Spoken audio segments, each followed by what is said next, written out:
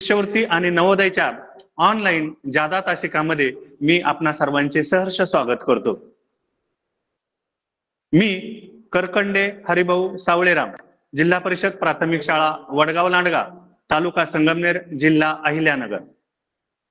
अहिल्यानगर जिल्हा परिषदेचे मुख्य कार्यकारी अधिकारी सन्माननीय आनंद भंडारी साहेब, जिल्हा परिषदेचे शिक्षण अधिकारी सन्माननीय भास्करजी पाटील साहेब, जिल्हा परिषदेच्या नोडल अधिकारी सन्माननीय जयश्रीताई कारले मॅडम, संगमनेरचे गट शिक्षण अधिकारी सन्माननीय बाळासाहेब गुंड साहेब, संगमनेरचे नोडल अधिकारी सन्माननीय श्री कल्याणजी राऊत साहेब, संगमनेर मधील धांदारपाळ बीटच्या विस्तार अधिकारी सन्माननीय नंदा वल्वे मॅडम, संगमनेर मधील ज्येष्ठ केंद्र प्रमुख सन्माननीय बाळासाहेब जाधव साहेब, तसेच धांदारपाळ केंद्राचे केंद्र प्रमुख बाळासाहेब जाधव साहेब, या सर्वांच्या मदतीने, प्रेरणेने आणि सहकार्याने आजच्या या जादा तासिकेमध्ये ऑनलाईन तासिकेमध्ये मी करकंडे हरिभाऊ सावळेराम आपणा सर्वांचे पुनश्च एकदा स्वागत करतो आणि आजच्या तासिकेला सुरुवात करतो।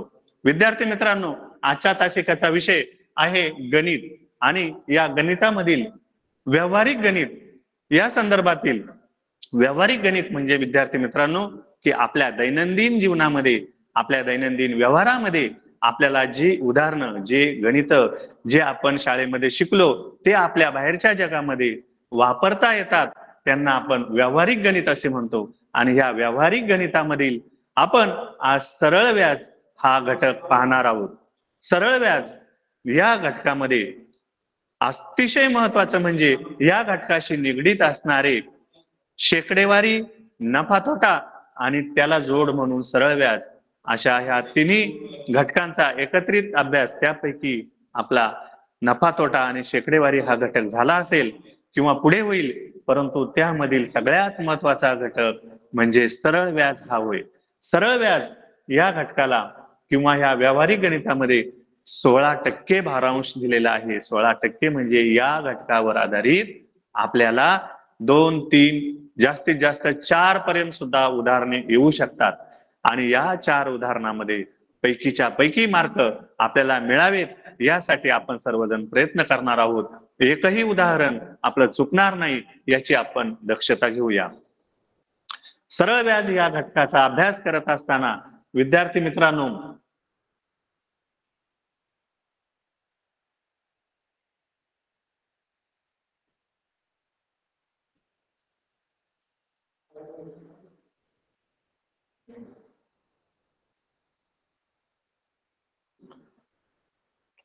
सरळ व्याज या घटकाचा अभ्यास करत असताना विद्यार्थी मित्रांनो, आपल्याला बँकेचे व्यवहार माहित असणे गरजेचे असते।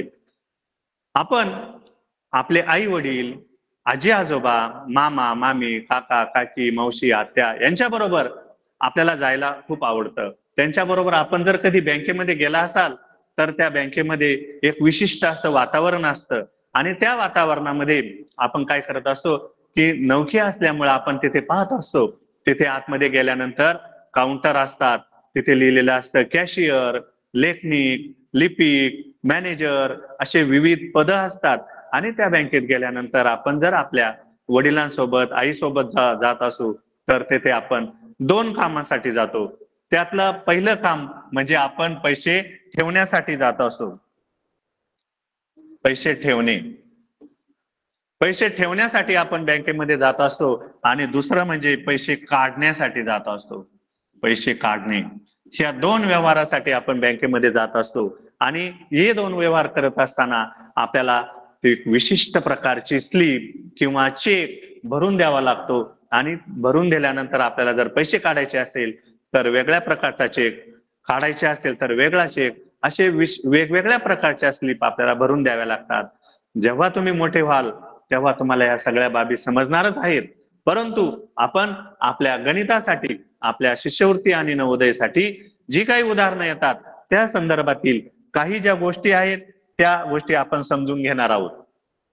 त्यातील सगळ्यात पहिला म्हणजे ठेवीदार, मुद्दल, व्याज, मुदत, दर आणि कर्जदार, असे हे जे विशिष्ट शब्द आहेत हे शब्द आपल्याला माहिती असणं गरजेचं आहे। आणि आपल्याला जे उदाहरणं येत असतात या उदाहरणामध्ये हेच शब्द असतात. ठेवीदार, मुद्दल, व्याज, मुदत, दर, कर्जदार असे हे शब्द आल्यानंतर आपण गोंधळून जायचं नाही. जे उदाहरण आपल्याला दिलेलं आहे ते उदाहरण आपण व्यवस्थित शांत चित्ताने वाचायचं आणि त्यातील आपल्याला काय प्रश्न विचारला आहे हे आपण व्यवस्थित लक्षपूर्वक ऐकून पाहून समजून ते उदाहरण सोडवायचं आहे. तर पाहूया ठेवीदार. ठेवीदार म्हणजे काय की जी व्यक्ती बँकेत पैसे ठेवते. समजा आपण आहोत, आपल्याकडे जर जास्तीचे पैसे असेल तर आपण काय करतो, आपण हल्लीच्या या काळामध्ये घरामध्ये पैसे ठेवत नाही. जादा जर पैसे असतील तर आपल्या घरामध्ये आपण ते जादा पैसे ठेवत नाही, कारण की चोरांची भीती असते. म्हणून आपण ते पैसे काय करतो, बँकेमध्ये ठेवतो. आणि बँकेमध्ये आपण ठेवतो, जो व्यक्ती बँकेमध्ये पैसे ठेवतो त्याला ठेवीदार म्हणतात. त्यानंतर दुसरा मुद्दा आहे तो म्हणजे मुद्दल. मुद्दल मुद्दल म्हणजे काय की मुद्दल म्हणजे रक्कम. मुद्दल म्हणजे रक्कम. मग ती रक्कम दोन प्रकारची असू शकते. दोन प्रकारची कशी की ती आपण कर्जाने सुद्धा घेऊ शकतो. जी बँकेकडून आपण पैसे घेतो त्याला कर्ज म्हणतात.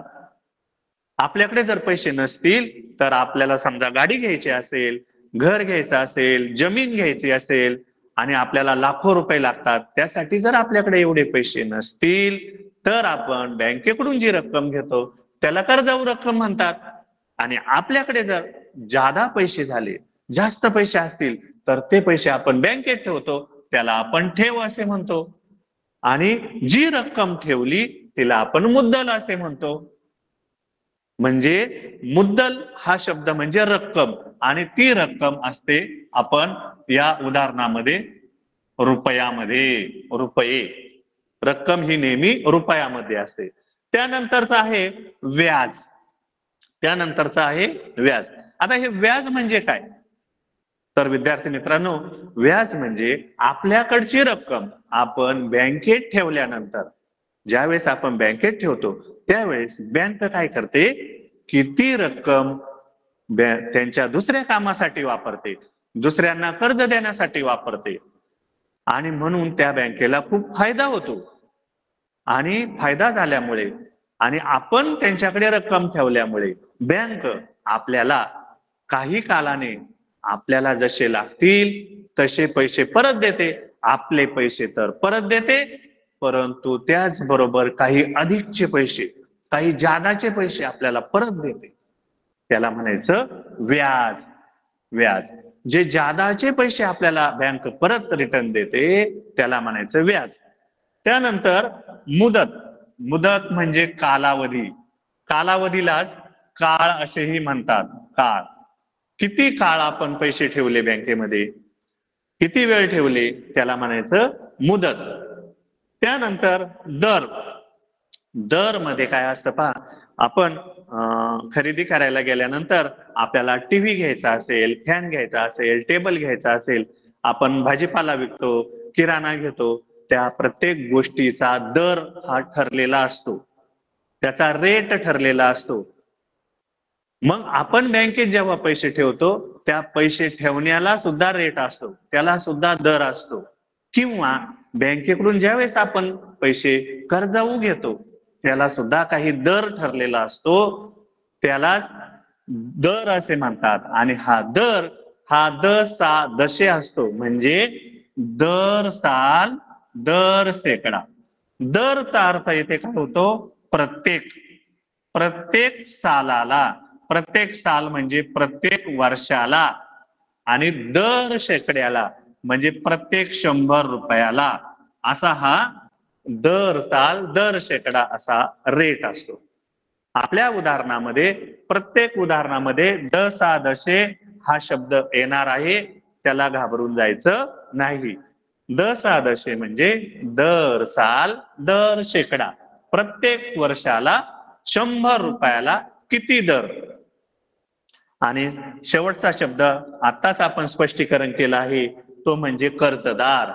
जर आपल्याला काही मोठं काम करायचं असेल, शिक्षणासाठी लाखो रुपये लागतात, कधी कधी आपल्याला गाडी घ्यायची असते, जमीन घ्यायची असते, तर अशा वेळेस आपण बँकेकडून पैसे घेतो, त्याला कर्जाऊ रक्कम म्हणतात.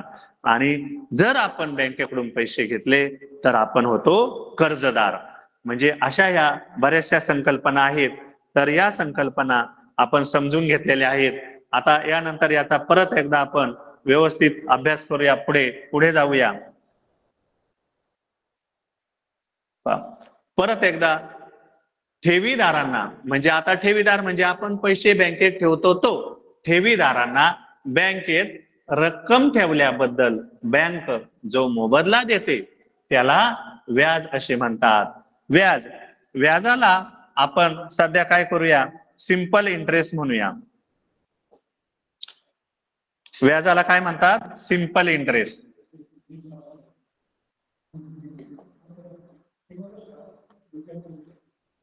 ठेवीदारांनी ठेवलेली रक्कम बँक विविध कामासाठी वापरते व त्याचा मोबदला म्हणून बँक ठेवीदाराला काय करते, व्याज देते.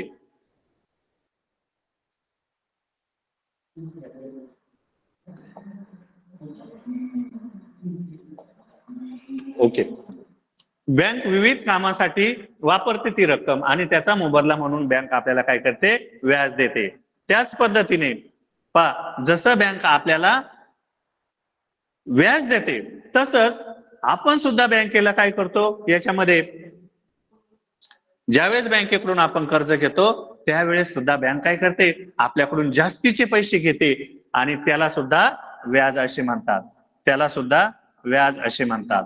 आणि त्या व्याजाला आपण शॉर्टकट मध्ये स म्हणूया, सरळ व्याज. स म्हणजे सरळ व्याज किंवा त्याला SI म्हणजे सिंपल इंटरेस्ट असे म्हणतात.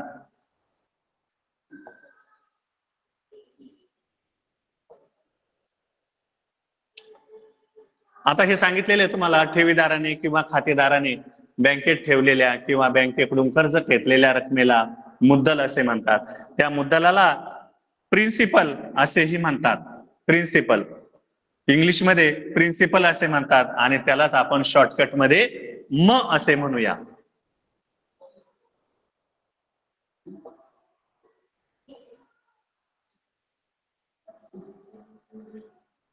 आता ही जी मुद्दल आहे विद्यार्थी मित्रांनो, ही मुद्दल ज्या कालावधीसाठी वापरली जाते त्या कालावधीला मुदत असे म्हणतात. मुदत म्हणजे टाइम. आणि हा त्यालाच वेगळा शब्द आहे काळ, किंवा आणखी एक शब्द येतो तो म्हणजे कालावधी. आणि या शब्दाला आपण शॉर्टकट मध्ये क असे म्हणूया. कारण की आपल्याला हे उदाहरण 1 मिनिटाच्या आत सोडवायचे असतात, म्हणून आपण पुढे सूत्रामध्ये गेल्यानंतर याला शॉर्टकट मध्ये म, क, द असे म्हटलेले आहे.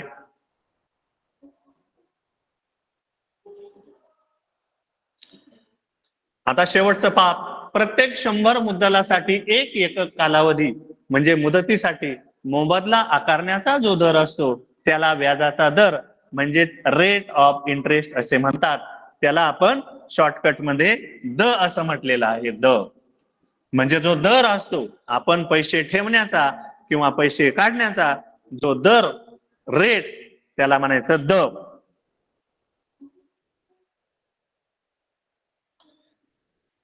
आणि त्यानंतर तुम्हाला परत एकदा मी सांगितलं होतं की द सा दशे, परत एकदा दर साल दर सेकडा, त्याला इंग्लिश मध्ये PCPA पर्सेंट पर एनम असे म्हटले जाते. PCPA. समजा आपण एक उदाहरण घेऊया. दशादशे आठ याचा अर्थ 1 वर्षासाठी 100 मुद्दलाचा मोबदला आकारणीचा दर 8 आहे. समजा आपण 100 रुपये कर्ज काढले आणि ते जर आपण 1 वर्ष जर ठेवले तर आपल्याला बँकेला जास्तीचे 8 रुपये द्यावे लागतील, असा याचा अर्थ होतो. पर्सेंट पर एनम म्हणजे दशादशे 8. जर आपण 100 रुपये कर्ज काढले, ते जर आपण 1 वर्ष ठेवले तर आपल्याला जास्तीचे 8 रुपये द्यावे लागतील, त्याला म्हणायचं 8 रुपये व्याज. म्हणजे आपल्याला ₹100 तर भरावेच लागतील, परंतु त्यामध्ये आणखी ₹8 जास्तीचे भरावे लागतील. ₹108 आपल्याला बँकेला परत भरावे लागतील. म्हणजे PCPAचा अर्थ असा होतो की प्रत्येक ₹100 प्रत्येक वर्षाला ₹8. मग तुम्ही म्हणाल हा 8च असतो का? तर तसं काही नाही. प्रत्येक बँकेचे नियम वेगळे असतात. काही बँका 9% देतात, काहींचे 10% असतात, काहींचे 7% असतात आणि 9%, 10%, 60%. याचा अर्थ काय होतो? 9% म्हणजे ₹100 9, ₹100 9, 10% म्हणजे ₹100 10, 60% म्हणजे ₹100 7, असा त्याचा अर्थ होतो.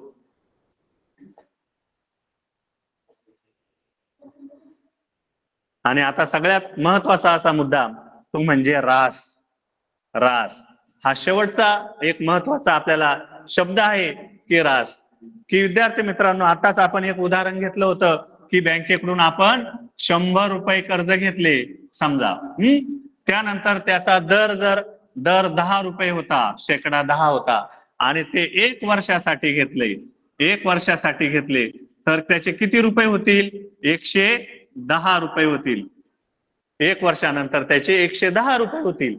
आणि ही जी ₹110 आहे पहा, म्हणजे ₹100 मुद्दल, ₹10 व्याज आणि आपल्याला एकूण भरावी लागणारी रक्कम म्हणजे 110. त्याला म्हणायचं रास. त्याला म्हणायचं रास. असे हे विविध शब्द आपण समजून घेतले. यानंतर सगळ्यात महत्वाचं म्हणजे आता आपल्याला पाहायचं आहे सरळ व्याजाचे सूत्र. आपल्याला लगेच आता उदाहरणांकडे जायचं आहे. उदाहरणं सोडवण्यासाठी आपल्याला सूत्रांची गरज असते. त्यातील सगळ्यात महत्वाचे हे 2 सूत्र. याच 2 सूत्रांच्या वर आधारित आपण सगळी उदाहरणं सोडवणार आहोत. बाकीची काही 2-3 सूत्र आहेत, ती सूत्र आपण काय करणार आहोत? सरावाने उद्या किंवा परवाच्या तासिकेला पाहणार आहोत. सगळ्यात महत्वाचं म्हणजे हे सूत्र. हे सूत्र तुम्ही सर्वांनी पाठच करून ठेवायचं. व्याज, इथं व्याजचा अर्थ होतो सरळ व्याज. सरळ व्याज. व्याजाचे 2 प्रकार असतात, परंतु इयत्ता 5वी साठी आपल्याला फक्त सरळ व्याज अभ्यासायचं आहे. दुसरं म्हणजे चक्रवाढ व्याज असतं, चक्रवाढ. त्याचा अभ्यास आपल्याला लगेच करायचा नाही. चक्रवाढ व्याज हे आपल्याला 7वी 8वीच्या नंतर करायचं आहे. मग आता सध्या आपण सरळ व्याज याच घटकाचा अभ्यास करणार आहोत. सरळ व्याज काढत असताना सरळ व्याजाचं सूत्र कसं आहे की मुद्दल म्हणजे रक्कम. आपण जी रक्कम बँकेत ठेवली किंवा बँकेतून काढली ती रक्कम म्हणजे मुद्दल. आणि मग त्याचा गुणाकार कोणाबरोबर करायचा आहे? दर. दर. दर म्हणजे काय की आपण कोणत्या दराने घेतले, कोणत्या भावाने घेतले, त्याचा पैसे देण्याचा आणि पैसे घेण्याचा सुद्धा एक विशिष्ट दर असतो, रेट असतो. तो दर आणि परत गुणाकारामध्ये काय आहे? मुदत. म्हणजे ते पैसे किंवा ते रुपये आपण किती कालावधीसाठी घेतले? 1 वर्ष घेतले की 2 वर्ष घेतले की 5 वर्ष घेतले की 10 वर्ष घेतले, म्हणजे ती म्हणायची मुदत. आणि त्याला भागाकारामध्ये किंवा छेदामध्ये 100 करायचे. आता हे 100 का? हे 100 का? तर आपण मागा म्हटलेलो आहे की दर हा दशादशे असतो. दशादशे. दर हा दशादशे असतो. दर साल दर शेकडा असतो. आणि समजा जर दर 8% असेल, 8% असेल, तर मी तुम्हाला याच्या आधीच सांगितलं की 8% याचा अर्थ 8 अंशामध्ये आणि छेदामध्ये 100. 8 अंश छेद 100 असा असतो. म्हणून हा 100 इथे आपण छेदामध्ये घेत असतो. अशा प्रकारे हे सूत्र तयार झालेलं आहे सरळ व्याजाचं. मुद्दल गुणिले दर गुणिले मुदत आणि भागिले 100 असं हे सरळ व्याजाचं सूत्र आहे. सगळ्या उदाहरणामध्ये आपल्याला हेच सूत्र वाचायचं आहे, हेच पाठ करायचं आहे. याच एका सूत्रावरून सर्व उदाहरणं सोडवले जातील. मग तुम्ही म्हणाल की मुदत, दर, मग ते कसे काढायचे? तर ते आपण लगेच थोड्या वेळाने बाकीच्या उदाहरणामध्ये शिकणार आहोत. तर पहा, आता पुढचं एक खाली एक सूत्र दिलेलं आहे, रास बरोबर मुद्दल अधिक व्याज. आता रास, आपण जी बँकेमध्ये रक्कम ठेवतो ती ठेवलेली रक्कम 1 वर्षानंतर 2 वर्षानंतर बँक आपल्याला त्याच्यावर व्याज देते आणि ते व्याज म्हणजे वाढलेली रक्कम असते. म्हणून ही पहिली आपण ठेवलेली रक्कम आणि बँकेने दिलेली रक्कम, म्हणजे बँकेने जी अधिकची रक्कम आपल्याला दिली, ह्या दोघांची जर बेरीज केली तर आपल्याला जास्तीचे पैसे मिळतात. समजा आपण 100 रुपये बँकेमध्ये ठेवले, 10% दर असेल, 1 वर्षानंतर बँक आपल्याला काय करते, आपले 100 रुपये तर देतेच, परंतु बँक आपल्याला आणखी 10 रुपये व्याज देते, म्हणजे आपल्याला 110 रुपये मिळतात. म्हणजे जे 110 रुपये जे असते तिला म्हणायचं असतं रास. समजलं? अतिशय सोप्या आणि साधे सरळ असे हे 2 सूत्र जर आपण केले तर आपल्याला कुठलेही उदाहरण अजिबात अडणार नाही. आपण पुढे जाऊया. आता हे काय आहे पहा, हे आता जे सूत्र शिकवलं तुम्हाला त्या सूत्राचा हा शॉर्टकट आहे. त्यामध्ये सरळ व्याज काढायचे आपल्याला. 5वी साठी आपल्याला सरळ व्याजच आहे, म्हणून सरळ व्याज बरोबर म म्हणजे काय आहे, म म्हणजे मुद्दल आहे, मुद्दल गुणिले द म्हणजे दर आहे आणि क म्हणजे कालावधी आहे, कालावधी.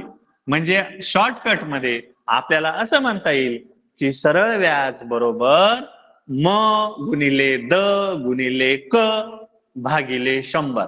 भागिले 100 म्हणजे छेदामध्ये 100 असं हे सूत्र आहे. एकदम सोपं आहे मुलांनो. म गुणिले द गुणिले क भागिले 100.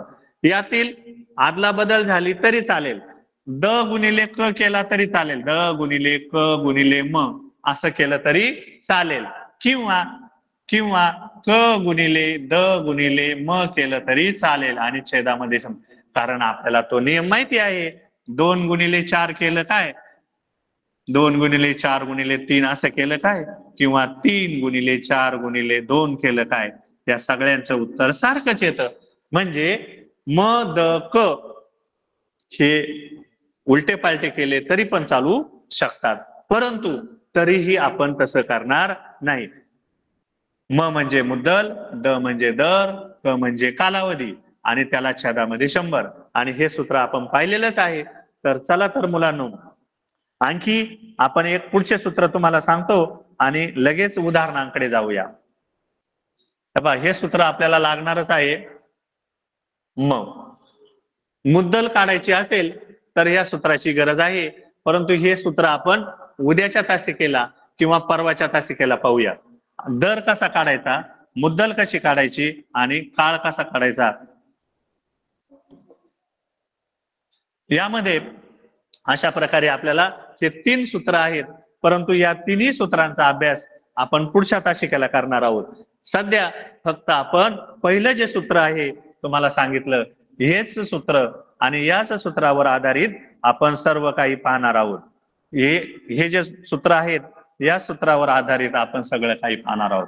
हे सूत्र तुम्ही अतिशय स्मरणातच ठेवायचं, पाठच करायचं, काहीही हो, याच्यासाठी अतिशय आवश्यक असं हे सूत्र आहे, करायचंच. चला तर मग आपण नेक्स्ट जाऊया. पुढे आपण उदाहरणांकडे जाऊ. चला, अजून एक राहिला नियम पहा. कधी कधी आपल्याला एक सांगायचं विसरलं मुलांनो, पहा, जी मुदत असते, मुदत,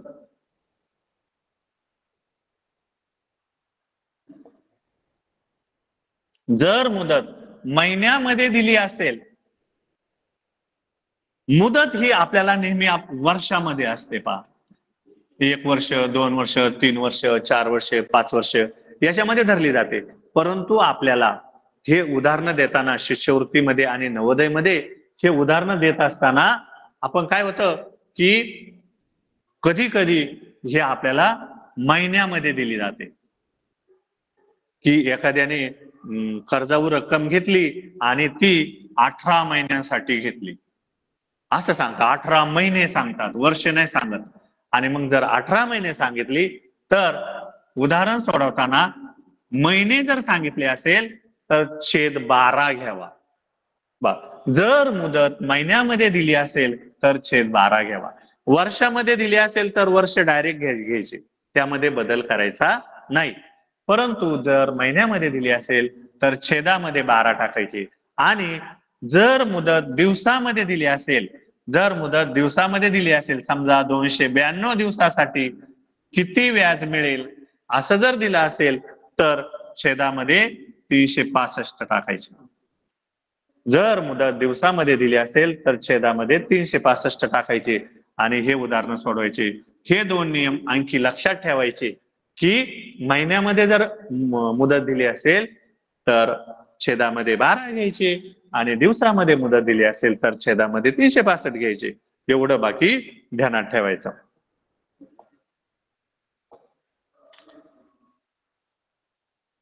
आता आपण उदाहरणाकडे आलेले पहा. तुमच्या आवडीचा विषय आत्ता सुरू होतोय. आपल्याला समोर उदाहरण दिसतंय मुलांनो पहा. राजू नावाचा एक मुलगा आहे. राजूने 2000 रुपये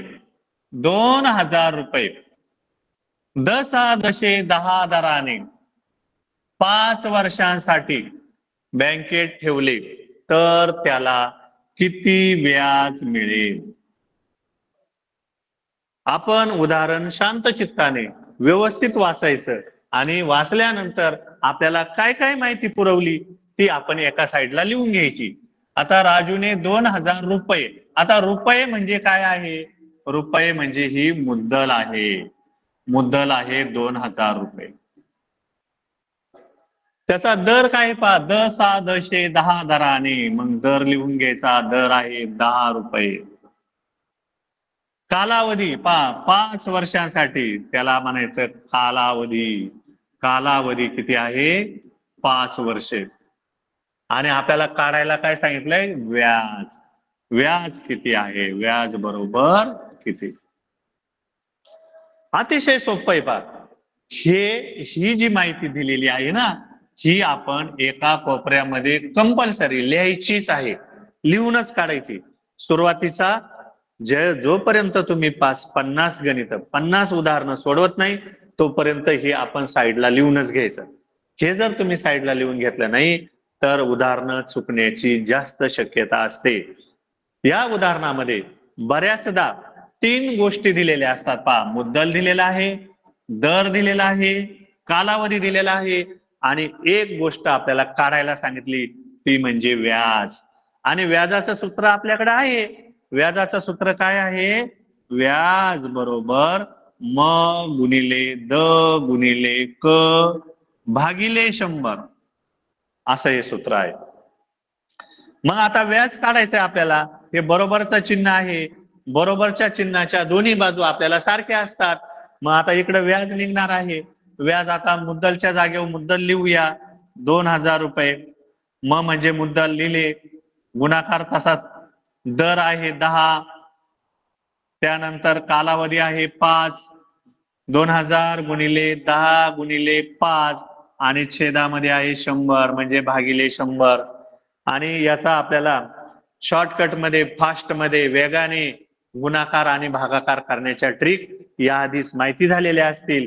पहा त्यामध्ये हा 0 आणि हा 0 कटतो, हा 0 आणि हा 0 जातो, कट होतो आणि मग आपल्याला वरती काय राहिलेलं आहे? छेद 1 ज्यावेळेस असतो त्यावेळेस आपलं उत्तर वरती असतं. हे ध्यानात ठेवायचं. वरती आहे 200 गुणिले 5.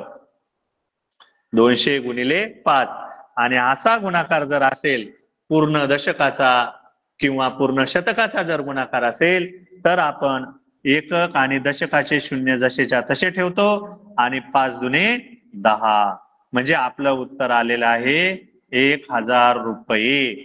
आणि 1000 रुपये आपलं उत्तर इकडे दिसतंय मुलांना पहा पर्याय क्रमांक 1 मध्ये.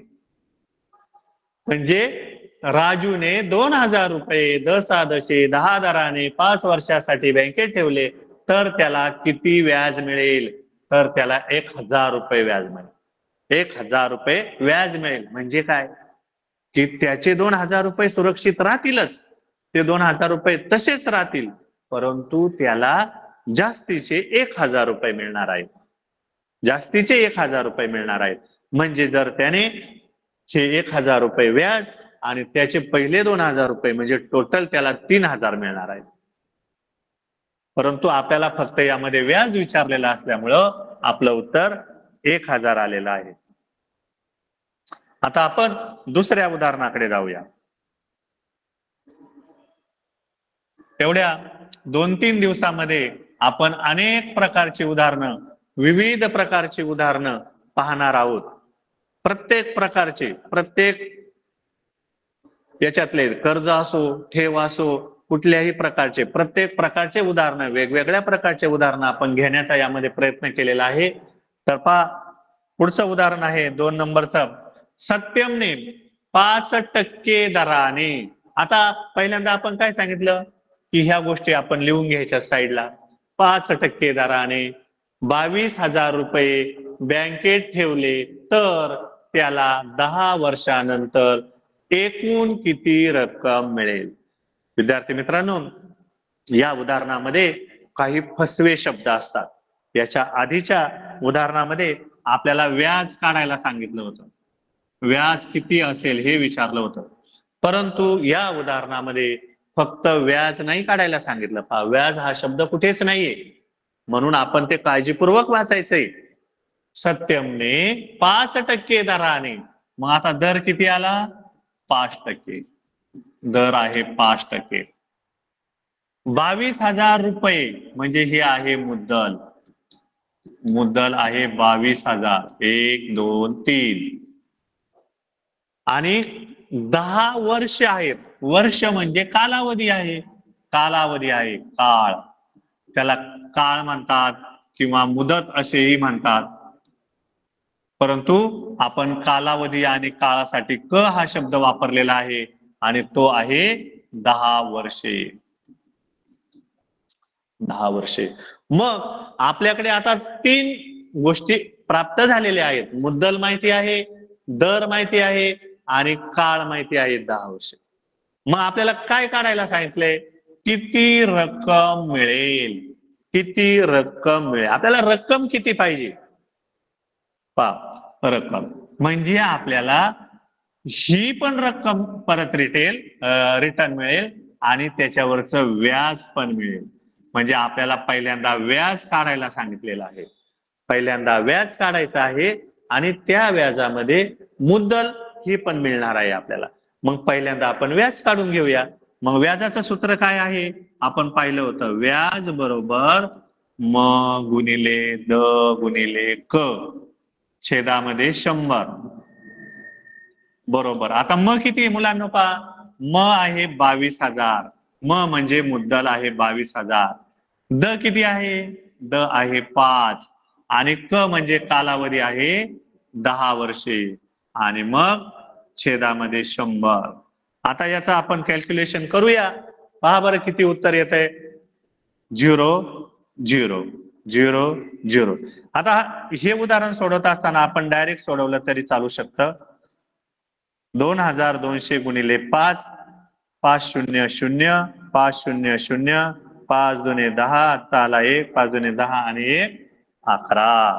आता इथे घाई गडबड होण्याची शक्यता आहे. बरेचसे विद्यार्थी इथपर्यंत उत्तर काढतात आणि म्हणतात, पहा 11,000 रुपये उत्तर आलं आमचं आणि ते 11,000 रुपये आपले लगेच पहिल्या पर्यायाला टिक करून मोकळे होतात. इथे मुलांनो घाई गडबड होते आणि आपल्याला फसवण्यासाठी नेमकं 1 नंबरलाच तो पर्याय दिलेला असतो. म्हणून आपण घाई नाही करायची, कारण की हे व्याज आहे. आपल्याला हे व्याज मिळालेलं आहे. आपल्याला इथं व्याज नाही विचारलं, आपल्याला विचारलं एकूण रक्कम किती. एकूण म्हणजे काय की पहिले आपण बँकेमध्ये 22,000 रुपये ठेवलेले होते आणि नंतर बँकेने आपल्याला व्याज म्हणून, त्याच्यावरचा मोबदला म्हणून अधिकची काही रक्कम दिलेली आहे आणि ती रक्कम आपल्याला बँक सगळी रक्कम आपल्याला काढायची आहे. म्हणून ती रक्कम आपली आलेली आहे 33,000. म्हणजे हा पर्याय नाही विद्यार्थी मित्रांनो, हा पर्याय आपला बरोबर आहे. समजलं सगळ्यांना? धन्यवाद. चला आपण पुढे जाऊया.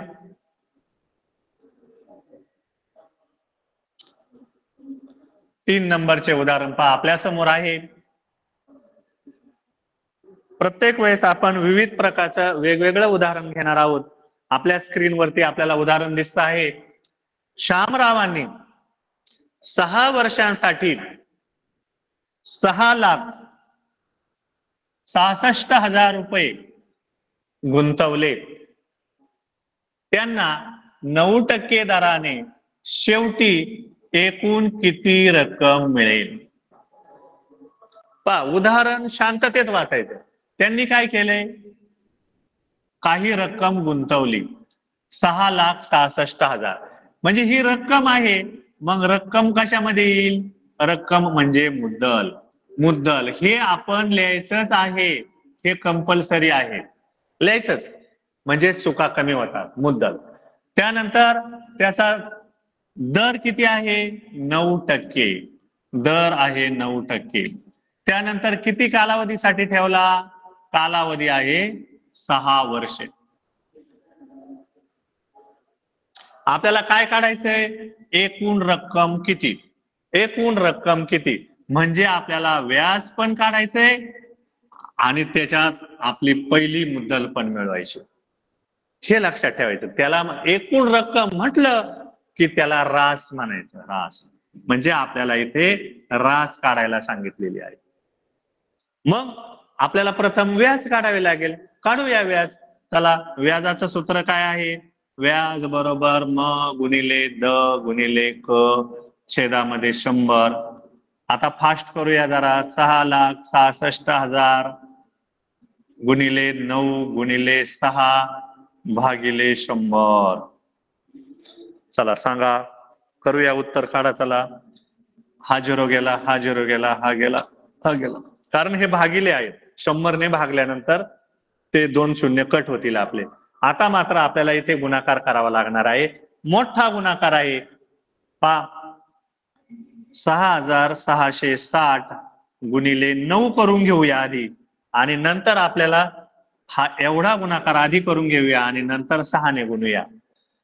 9 0 0 9 6 54 हाचे आले 5 9 6 54 54 आणि 5 59 हाचे आले 5 9 6 54 54 आणि 5 59 असं हे उदाहरणाचं उत्तर आलेलं आहे. त्याला परत गुणाकारामध्ये किती आहे?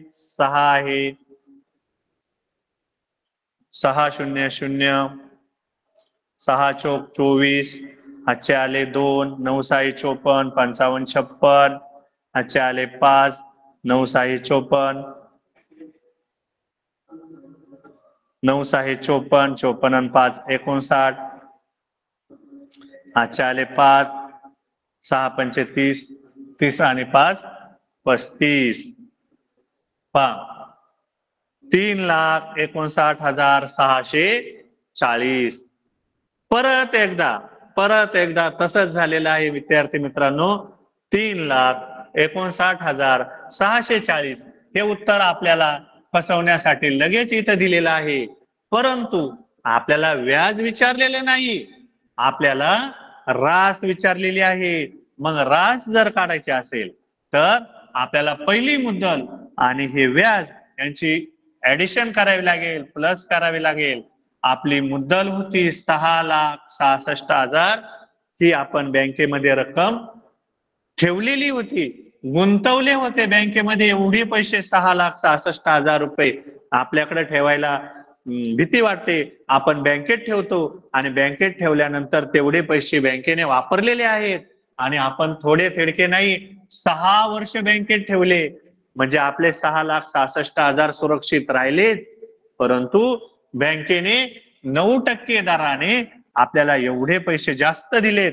3,59,640 हे एवढे पैसे आपल्याला बँकेने जास्तीचे दिले. म्हणजे ही आहे मुद्दल, हे आहे व्याज आणि मग आपल्याला एकूण किती रक्कम ही आपल्याला विचारलेली आहे.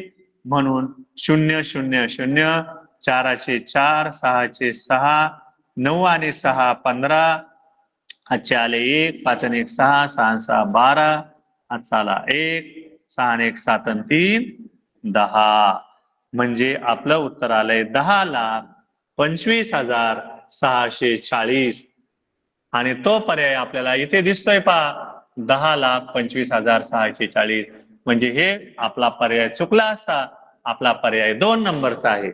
म्हणजे एवढं मोठं कॅल्क्युलेशन आपल्याला करावं लागणार आहे आणि हे आपल्याला प्रत्यक्ष करायचंच आहे. हे केल्याशिवाय आपल्याला गत्यंतर नाही. चला आपण पुढचं उदाहरण पाहूया.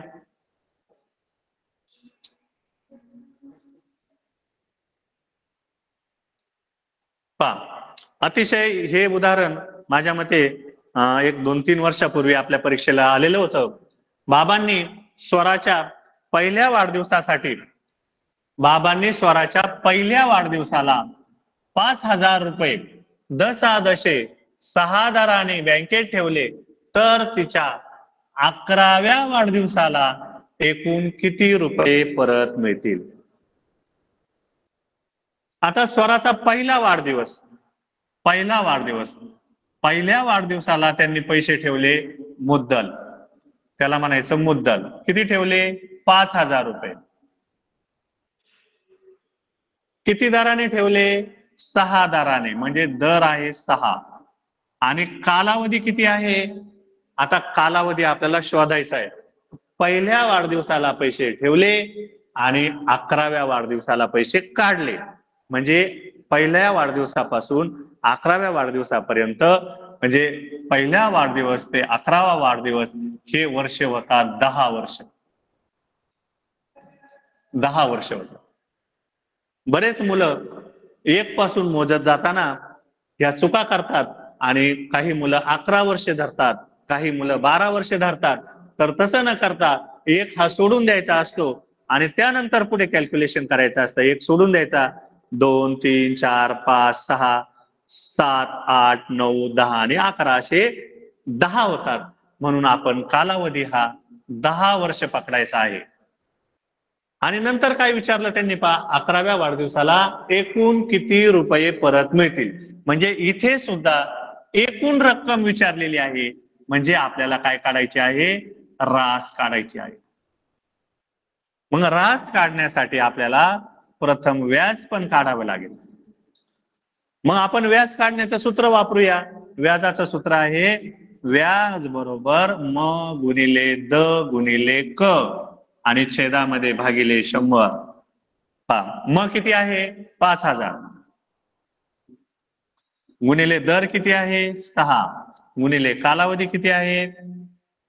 10 आणि छेदामध्ये आहे 100. आता व्याज किती येत आहे पाहूया. हा एक शून्य गेला, हा एक शून्य गेला, हा एक गेला, हा एक गेला. आता 500 गुणिले 6 हे उत्तर आपलं व्याज येणार आहे. 600, 600 आणि 6 पंचे 30, 3,000 रुपये. मुलांनो पहा, तुम्हाला लगेच इथं 3,000 दिसले म्हणून लगेच 3,000 याला टिक करायची नाही, कारण की आपल्याला रास काढायची आहे. आपल्याला एकूण रक्कम विचारलेली आहे. म्हणजे आपण जर 3,000 रुपये घेऊन आलो बँकेतून तर आपल्याला काय परवडणार आहे? कारण तिच्या बाबांनी 5,000 रुपये ठेवले होते बँकेत, 10 वर्ष ठेवले होते. 5,000 रुपये बँकेत 10 वर्ष ठेवले आणि आपण 3,000 रुपये घेऊन आलो, आपल्याला काय परवडणार आहे? आपली सगळी गंमत तोट्यात जाईल. म्हणून आपल्याला त्यांनी काय सांगितलं? एकूण रक्कम म्हणजे आपले पहिले ठेवलेले 5,000 रुपये आणि बँकेने व्याज म्हणून दिलेले 3,000 रुपये अधिकचे सगळे मिळून आपल्याला किती रुपये मिळतील? 8,000 रुपये मिळतील. म्हणजे स्वराच्या बाबांनी पहिल्या वाढदिवसाला जे 5,000 रुपये ठेवले त्यामध्ये 3,000 रुपये व्याज आणि पहिले 5,000 असे मिळून आपल्याला 8,000 रुपये मिळतील. म्हणजे आपला पर्याय क्रमांक 3 हा बरोबर आहे.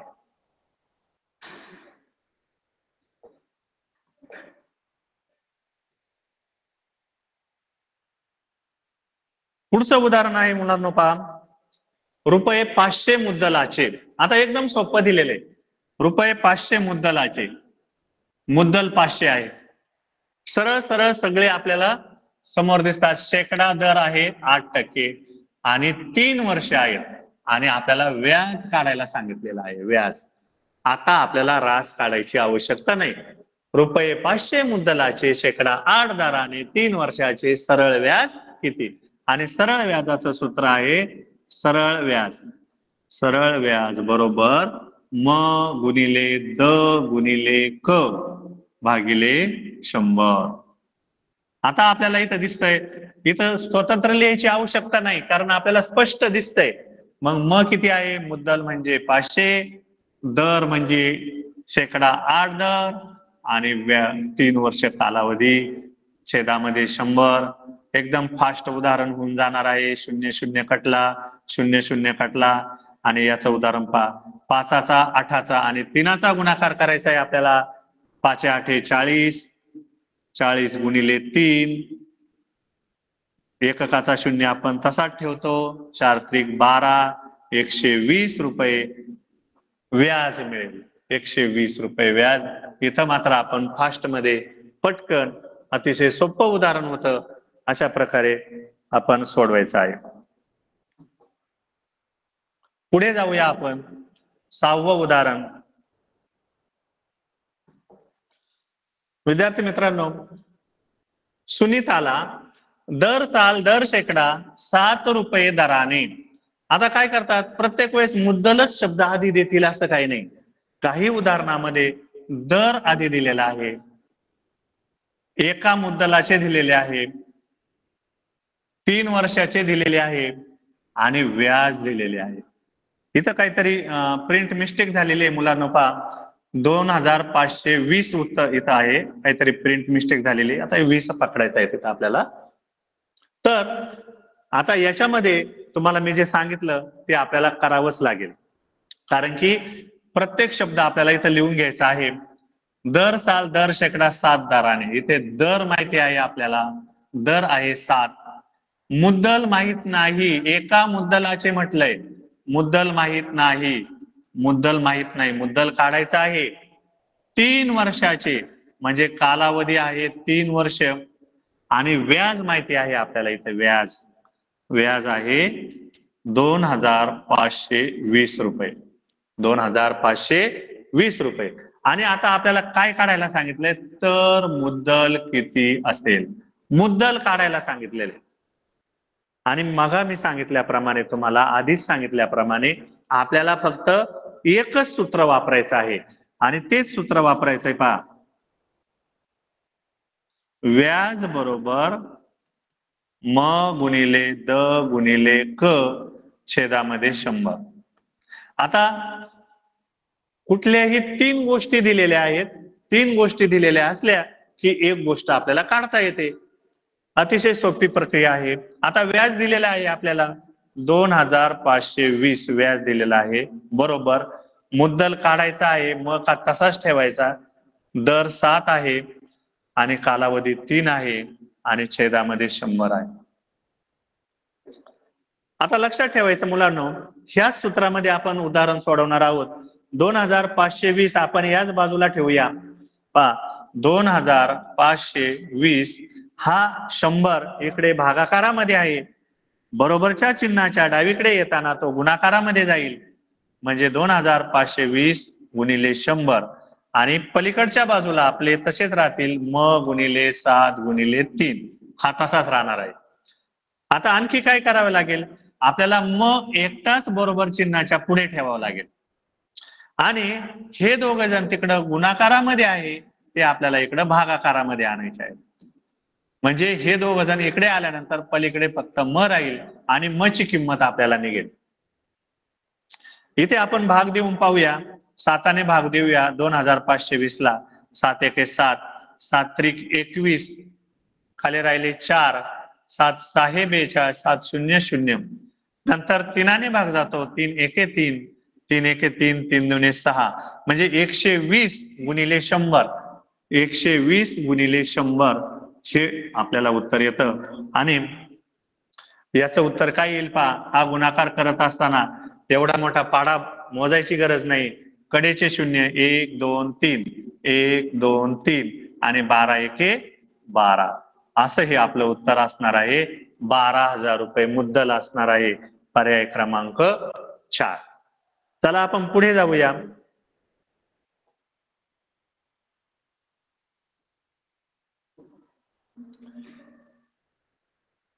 उदाहरण क्रमांक 7.